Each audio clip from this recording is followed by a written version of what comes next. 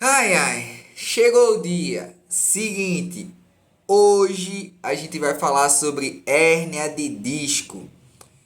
Pessoal, vamos entrar num tema muito polêmico que muitas pessoas desconhecem, não têm tanto conhecimento como deveriam ter com relação a esse problema, a essa patologia, essa doença. E hoje a gente vai desmistificar um pouquinho ela. Antes da gente começar, quem tem hérnia de disco, na grande maioria dos casos, não precisa operar. Já começo aí. Quem tem hérnia de disco pode agachar, também começa daí. Quem tem hérnia de disco deve, não só pode, mas deve fazer atividade física. Quem tem hérnia de disco não vai ter uma dor irradiada. Essas quatro coisas que eu falei, eu vou provar nesse vídeo agora.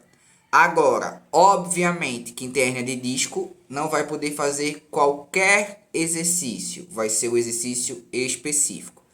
Quem tem hérnia de disco não vai poder fazer qualquer agachamento, vai ser um agachamento específico. Problemas de movimento a gente vai tratar com movimento, mas não qualquer movimento. Então, isso é muito importante. Sabe aquele detalhe que faz a diferença?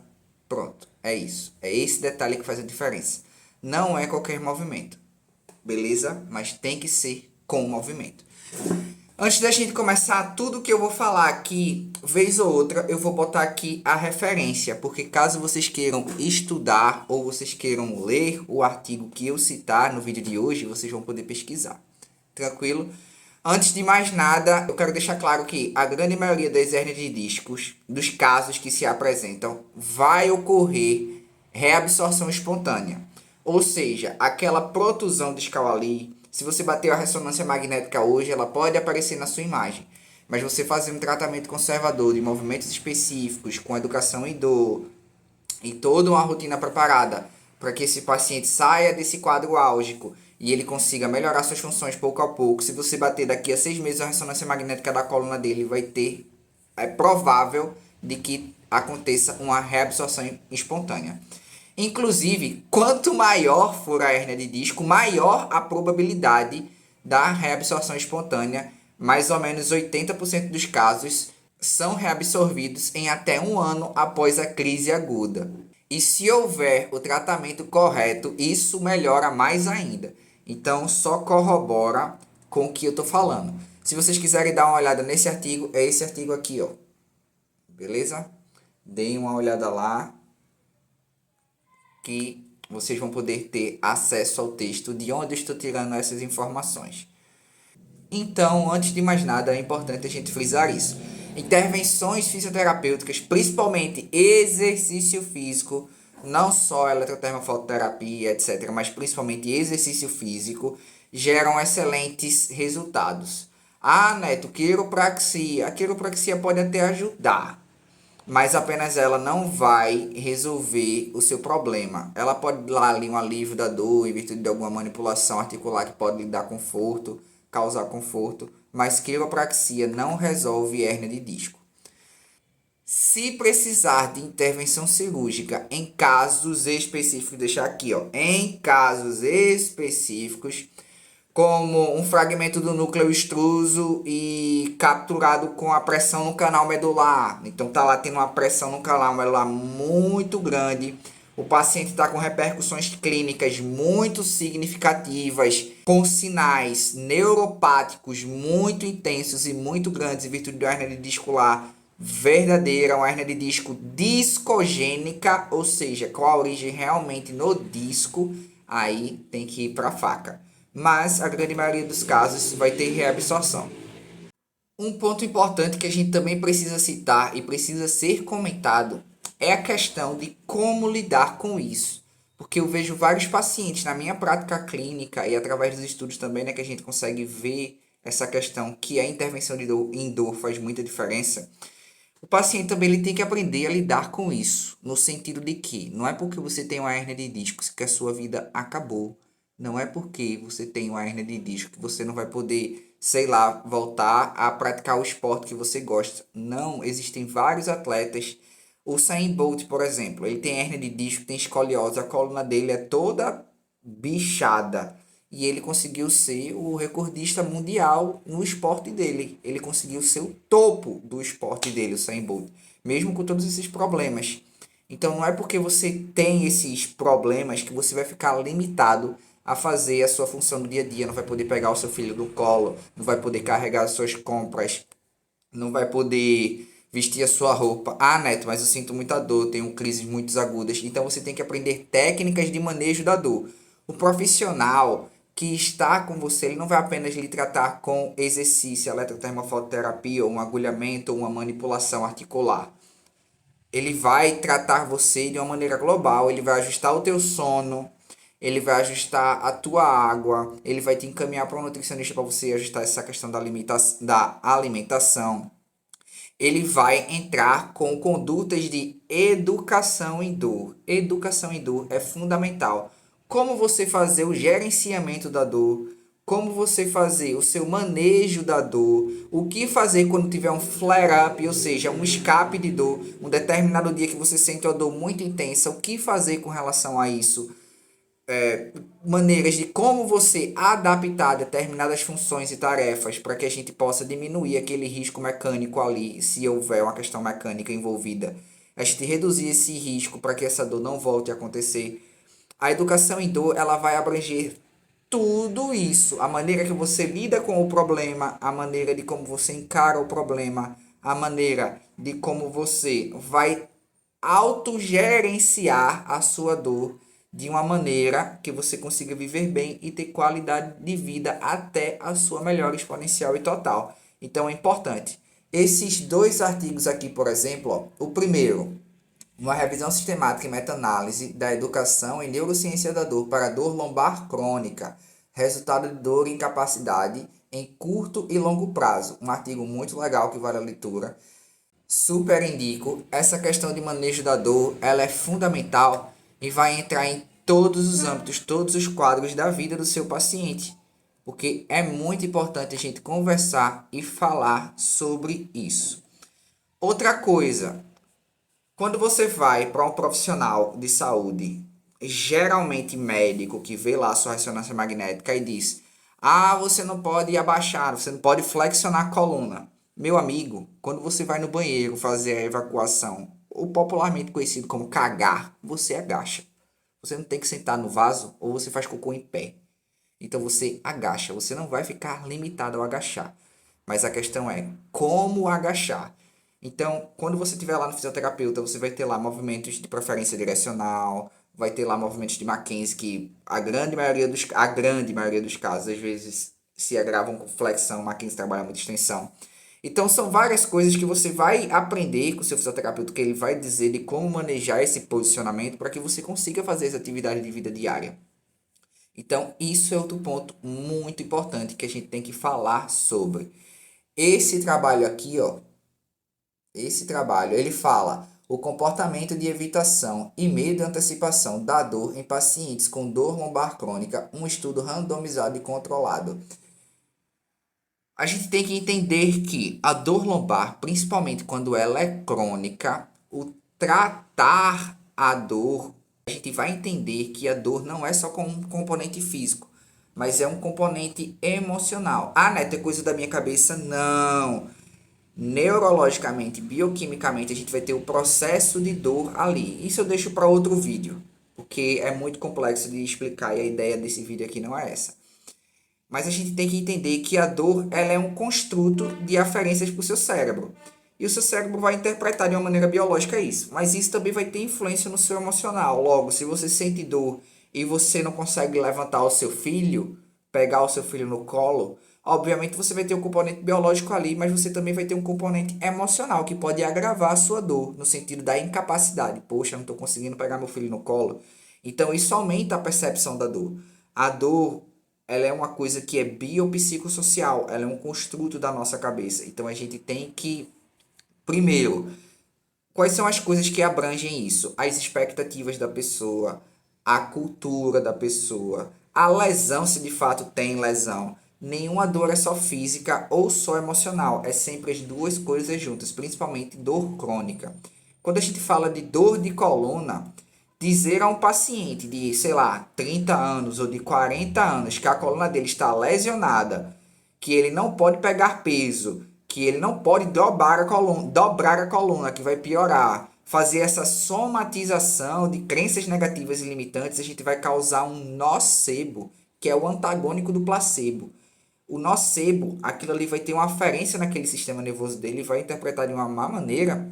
Isso vai limitar muito vai criar aquela crença limitante de que ele não pode, e a gente tem que desconstruir isso. Isso é mais para a área da psicologia, né? É muito difícil. Então, por isso que tratar a dor crônica no padrão ouro é um tratamento multimodal e multidisciplinar. Mas com o exercício físico, você melhorando a mobilidade da articulação, você fazendo com que seu sistema nervoso trabalhe, a sua farmácia endógena lá, liberação de endorfina, serotonina através da atividade física, a gente mudando esse teu metabolismo, mudando a mobilidade, a capacidade funcional, a força da tua musculatura, com certeza a gente vai ter vários outros benefícios biopsicossociais, vai conseguir diminuir a incapacidade, porque se você é mais apto fisicamente, você é menos incapaz, porque você vai ser cada vez mais capaz através do seu condicionamento físico.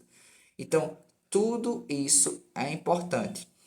Obviamente que a coluna dele, assim, um paciente que tem 50 anos, obviamente que a coluna dele não é igual a de alguém de 18. Mas tem gente de 50 anos que não tem dor na coluna e tem gente de 18 anos que tem dor na coluna. Então, dor é uma coisa que é individual de cada pessoa e a gente tem que respeitar isso, mas tratar isso e abordar isso da maneira correta. Então, esse vídeo é para a questão informativa. Eu estou pegando bem nessa questão da comunicação agora, no início, porque, por exemplo, esse artigo aqui, ó, fala do impacto da linguagem na reabilitação músculo-esquelética. Esse artigo aqui. A comunicação com a pessoa, a comunicação do paciente, tirar essas crenças errôneas de limitação é fundamental. Então, nesse artigo aqui, por exemplo, a gente vai ter a relação entre os fatores psicológicos e comportamento motor em espinhal da dor lombar, uma revisão sistemática e meta-análise.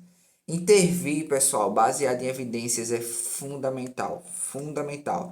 Então, antes da gente ver esses aspectos biomecânicos em si, a gente tem que ouvir o paciente, tem que saber a história dele, a clínica dele. Não avaliem só um paciente pela questão de imagem. A imagem ele é um complemento que faz parte da avaliação. Então, é importante a gente entender isso. Ah, Neto, queres outro? Me diz outro artigo, então, que comprova isso? Esse artigo aqui, por exemplo. O tratamento da dor baseado em mecanismo é alcançável questões de ensaios clínicos. Compreender a neurofisiologia da dor é obrigação de quem trata as pessoas com dor. Então, pacientes, se você for para um profissional, você pergunta para ele: como é a tua intervenção em dor? Você é baseado em evidência? Qual o padrão ouro para isso? Eu preciso realmente fazer isso? A que ponto eu vou poder? Pergunte, comunique-se. Não seja só uma pessoa que escuta. Fale também e escute. Entendido? Então vamos lá. Para a gente finalizar essa parte de introdução, o último artigo que eu quero mostrar para vocês é esse aqui, ó. Associação de exame de imagem precoce para dor nas costas e desfechos clínicos em idosos. Por quê? Porque geralmente quem faz mais fisioterapia é gente idosa e atletas, mas todo mundo deveria fazer. Mas geralmente é esse público-alvo. Exames de imagem de maneira precoce, inclusive, podem ser mais negativos do que positivos. Esse artigo que eu acabei de mostrar mostra isso. Em 90% dos casos, a dor lombar, a lombalgia, não vai apresentar um evento causal ou desencadeante que causa a dor. Lembra, a lombalgia é dor na coluna, né? Só para deixar claro. Não vai ter um evento específico que vai dizer, é isso aqui. Por isso a gente chama de dor lombar inespecífica na literatura. Inclusive, esse é um dos vários motivos que não é recomendado utilizar o exame de imagem logo nas primeiras sessões.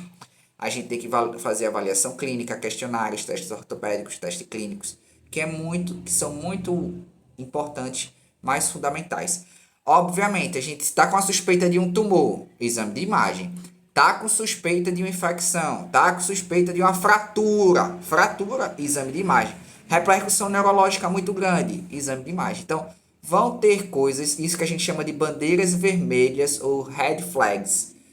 Suspeita de fratura, de tumor, de câncer, né? De lesões assim muito graves, de choque, de trauma, o paciente caiu de moto. Aí faz o exame de imagem. Então, terminando essa parte de introdução, vamos agora para a biomecânica, né? Que muitas pessoas também vêm por causa disso. Biomecânica da hérnia de disco em si. Eu preparei uma coisa muito especial para explicar para vocês. A gente vai ter aqui as vértebras, que são essa parte grossa do biscoito. A gente vai ter aqui, ó, a cartilagem, né? Que é essa partezinha, é o recheio do biscoito. Então, o que é que acontece na hérnia de disco? Quando a gente tem uma hérnia de disco, essa cartilagem, ó, ela meio que extravasa. Dá pra ver aqui? Pronto. A cartilagem, ela extravasou.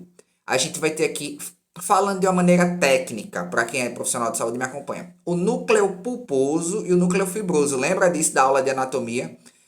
Pronto. A nossa cartilagem, o nosso amortecedor, ele extravasa. Só que ele extravasar não necessariamente vai significar ter dor. Porque tem gente que tem isso aqui normal, ó. Tem a cartilagem aqui para dentro e não tem nada. E sente dor na realidade. Então, esse extravasamento do recheio do biscoito, ele não vai gerar dor direta. Ele não tem relação de causalidade. Ele pode ser um motivo de causa de dor, sim. Em dores discogênicas de origem verdadeira, ele é. Com repercussões neuropáticas que está lá pressionando o canal medular, sim, ele realmente causa dor, ele é o responsável. Mas por isso que a gente identifica o mecanismo da dor. O mecanismo da dor a gente tem que saber se ele é nociceptivo, neuropático ou nociplástico. São essas três subcategorias que vão ter subcategorias divididas, não é o foco do vídeo, mas que a gente precisa avaliar e diferenciar essa dor para saber se é o recheio do biscoito que está pressionando o canal medular e tendo uma repercussão neuropática verdadeira ou não. Entendeu? Então, isso é muito importante da gente saber. E por que eu estou dizendo isso? Porque nesse artigo aqui, por exemplo, uma abordagem baseada em mecanismo para manejo da dor pelo fisioterapeuta. Avaliar o mecanismo neurofisiológico da dor é fundamental, porque quando é feita uma avaliação do mecanismo neurofisiológico da dor, podemos ter um norte, uma visão de um caminho, se aquela dor ela tem relação ou não com alguma alteração verdadeiramente física na coluna. Se aquela alteração naquela coluna verdadeiramente está causando aquela dor. Diferente de uma avaliação por exame de imagem, que está lá estática. Primeiro, ninguém fica parado como no exame de imagem, a gente está sempre em movimento. Eu estou aqui sentado, mas eu estou falando com vocês, eu estou me movimentando o tempo todo. Então a gente está sempre em movimento. Isso já é uma coisa que é muito importante. A avaliação da gente não pode ser só patoanatômica, que não responde à alteração encontrada no exame. A gente tem que englobar tudo isso. Tranquilo? Então, seguindo essa linha de raciocínio, agora vem o plot twist. Eu estava aguardando esse momento. Vamos lá. Ressonância magnética na coluna lombar em pessoas sem dor nas costas. Estão prontos? Nesse artigo, em 98 indivíduos sem dores persistentes na lombar, cerca de 38% apresentaram duas ou mais alterações degenerativas na coluna. Ou seja, a dor vai muito além da questão patoanatômica. Pessoas que não têm dor nas costas, ela não tem nada, ela não sente nada. Ela foi lá e disse, ó, para fazer o estudo, eu não sinto nada não, tá tudo filé aqui, tô surfando, fazendo jiu-jitsu. Beleza? Tô torcendo minha coluna. E não tem nada, não sente nada, nada. Mas cerca de 38% dessas pessoas que não sentem nada tem alteração na coluna. Então, não se resumam a exame de imagem. Então, já peguei aquelas minhas 4 falas iniciais, né? Já provei o porquê eu falei aquilo. A gente agora vai para uma parte mais prática, onde eu vou mostrar para vocês biomecanicamente como é o raciocínio patoanatômico que a gente tinha e tem ainda com relação às dores crônicas. Então, com relação à hérnia de disco. Então, vamos para o PC. Agora, aqui na tela do computador, vamos dar uma olhadinha na nossa coluna. Na minha, na sua, na nossa. Seguinte, nós teremos aqui os discos intervertebrais e nós teremos aqui as vértebras. Lembrando sempre que, cadê o biscoitinho? Aqui, vértebra, parte óssea. Disco intervertebral, que fica no meio, que é o que faz com que a hérnia de disco fique extrusa, que ela sequestre, que ela, quando é uma origem discogênica verdadeira, ela saia, ela fique protusa e ela pressione o canal medular. Então, beleza, a gente conseguiu entender aqui as vértebras, nós temos as vértebras e os discos. E que o disco, quando ele sequestra, quando ele sai, quando ele extrusa, ele vem para essa região aqui, Aqui a gente está na coluna torácica. A coluna torácica, ela tem menos incidência de hérnia de disco. Por quê? Porque ela tem aqui, esse gradil costal. Logo, obviamente tem dos dois lados, né? Eu tirei do lado esquerdo para que aqui ficasse melhor. Vai ter o gradil costal que vai dar mais estabilidade para essa coluna. Então ela vai ter menos movimentos em comparação com relação à cervical e à lombar. A parte mais móvel é a cervical, né? Que a gente consegue fazer tudo com a cabeça. E depois vem a lombar. Então quando a gente desce aqui para a lombar, a gente percebe que a gente vai ter aqui uma vértebra maior, ou seja, que é uma vértebra que sustenta mais carga em comparação, por exemplo, com as vértebras cervicais. Aqui é menor, pequenininho, em comparação com essas vértebras lombares aqui. Lembrando sempre que a lombar é constituída por L1, L2, L3, L4 e L5, que faz aqui a junção com o sacro. Beleza? Então, beleza. Essa é a nossa coluna. E a hérnia de disco eu entendi que é quando esse disco aqui, ele sequestra, ele extrusa, que ele pressiona aqui o canal medular. Só que vocês entendem que a gente não sente dor pela interpretação do nosso sistema nervoso. Se essa hérnia, ela ficar extrusa, não necessariamente você vai sentir dor. E se você vier a sentir uma crise de dor, tiver uma dor muito grande, com o tratamento conservador e com o tempo, que é o que a gente chama de história natural da doença, isso vai melhorar, isso vai passar. Então não se desespere se no seu exame de imagem tiver aqui uma imagem parecida como essa que está na tela do computador e tá lá a hérnia de disco e o médico falar, você não vai mais agachar. Não é assim. Depois de 6 meses, você bateu a ressonância magnética, ela pode ter sido reabsorvida completamente. Então é necessário fazer uma boa avaliação sobre o mecanismo da dor e ver se realmente é uma dor discogênica verdadeira. Uma dor que é porque o disco aqui, vamos lá, deixa eu isolar aqui para vocês verem. Que é uma dor que é porque realmente esses discos aqui estão pressionando a medula. Ah, Neto, mas e quiropraxia resolve? Então, vamos lá, vamos falar disso. Terapia manual. Quiropraxia, uma delas seja a osteopatia, vai ter vários tipos de terapia manual, né? A manipulação da quiropraxia é uma manipulação de alta velocidade e pouca amplitude. Então, você pode ver que é manipulação rápida.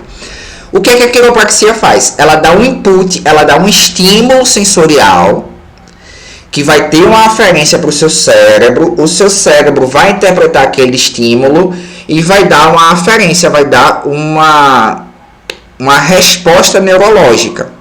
Então, a manipulação articular na coluna, ela vai ter um efeito neurofisiológico e não um efeito mecânico. Ela serve para alívio de dor, ela serve para a questão paciente estar lá com a dor e ele, por exemplo, tem só uma ação temporal. como é uma manipulação rápida e eficaz, pacientes que têm somação temporal, por exemplo, vão se beneficiar de manipulação articular, vão se beneficiar de quiropraxia. Por quê? Porque a somação temporal, conforme eu estou dando mais estímulo, eu vou somando, o paciente soma aquilo ali e gera mais dor. Já com a manipulação que é rápido, ele tem um alívio de dor e é eficaz. Então, para o paciente que tem somação temporal, é ótimo. Mas ela não vai tratar a sua dor sozinho. O que vai tratar a sua dor é exercício físico específico, cinesioterapia, movimento. Também, a gente melhorando isso da cinesioterapia e do movimento, treinamento, né? Vai vir a educação em dor, depois uma melhora do sono e o manejo do estresse. Se você fizer essas 4 coisas, eu tenho certeza absoluta que você melhora. E se você não melhorar, pode me cobrar que eu mando o Pix do tratamento que você fez. Então, assim, é importante. Outra coisa, na manipulação articular, a gente não tira nem bota nada do lugar, fora do lugar. A gente se mexe. Ó, a gente vai ter aqui a coluna, né? Se você parar para pensar de maneira mecânica, faz sentido eu rodar essa vértebra aqui mecanicamente, né? Até faz mecanicamente. Só que não é só osso e não são só os discos. Olha a quantidade de ligamentos que a gente vai ter aqui, ó, que está segurando essa vértebra. A gente vai ter, por exemplo, o ligamento longitudinal anterior, que pega toda essa cadeia anterior aqui. A gente vai ter o ligamento interespinhal. A gente vai ter o ligamento flavo, o ligamento amarelo. Ó, ele é a nossa coluna inteira. Nós vamos ter vários outros ligamentos, vários inúmeros. Vou mostrar para vocês. Ligamento supraespinhal. Nós vamos ter os ligamentos longitudinais posteriores, ó, que fica aqui entre as vértebras. Eu vou mostrar aqui para vocês. Isolar. Ele é bem pequenininho, ó. Fica entre as vértebras. Então nós vamos ter vários ligamentos aqui que vão sustentar a nossa coluna. Você acha que uma pessoa com a mão dela vai rodar a vértebra, vai tirar e pôr isso aqui do lugar? Em caso de espondilolistese, por exemplo, que é quando tem uma derrotação da vértebra para anterior, é porque tem muita frouxidão ligamentar, o paciente tem uma patologia ali, tem uma coisa que esses ligamentos não estão conseguindo sustentar. Por exemplo, por que as hérnias de disco geralmente são posterolaterais, a grande maioria? Porque aqui a gente vai ter esse ligamento na parte anterior. Como é que esse disco vai escapar para frente? Ele não vai escapar para frente, pessoal, não vai. Então, por isso que ele extravasa, ele vaza para essa região aqui, ó, posterolateral, que é onde não tem nada, é onde tem espaço para ele ir. Entende? Outra coisa, vamos ver a quantidade de músculo que a gente tem? Então vamos lá, aqui a gente vai ter, ó, o grande dorsal, nós teremos o serrátil posterior, nós teremos o ilho costal lombar, nós teremos o longuíssimo torácico, nós teremos os multífidos, ó, o multífido, ele vai na nossa coluna inteira, ó. Nós teremos, vamos lá, os ligamentos rotadores curtos, que fazem o movimento de rotação da nossa lombar. Se o desse lado contrai e o outro relaxa, a gente faz isso. Se esse daqui contrai e o outro relaxa, a gente faz isso. Isso é o que faz a gente se movimentar. O movimento, ele nunca é específico. Por exemplo, eu vou manipular L1. Não, você vai manipular o bloco. O estalo pode vir da L1, mas você vai manipular em bloco. A nossa coluna, ela se mexe em bloco. Ela nunca vai se mexer sozinha. Ela sempre vai se mexer em bloco. Então é por isso que quando eu falo, eu fiz um ajuste específico. Ah, eu estrelei só uma vértebra. Tá, o estalito pode ter sido de uma vértebra, mas você mexeu em bloco. A repercussão neurosensorial vai acontecer. Funciona. A manipulação articular aqui funciona porque ela dá o efeito neurofisiológico, mas não porque ela tira ou bota a vértebra no lugar. Beleza? Então, ó, tirei. A gente vai ter mais músculos. Rotadores, tirei. A gente vai ter os intertransversais médios lombares, tirei. A gente vai ter o interespinhal lombar, tirei. Então, é muito músculo, é muito ligamento que segura. E o que acontece na hérnia de disco é quando os discos que estão aqui, ó, pressionam o nosso canal medular, ou seja, uma hérnia de disco de origem discogênica verdadeira. Eu tirei aqui os discos, porque como a gente já viu, né, eu tirei ele para ficar uma imagem mais limpa. Deixa eu tirar essa vértebra aqui também, por exemplo, para vocês verem. Pronto, aqui, ó. Então, esse é o nosso canal medular. O disco, o núcleo pulposo, o núcleo fibroso, toda aquela estrutura anatômica que a gente já viu, fica aqui, ó, nessa região.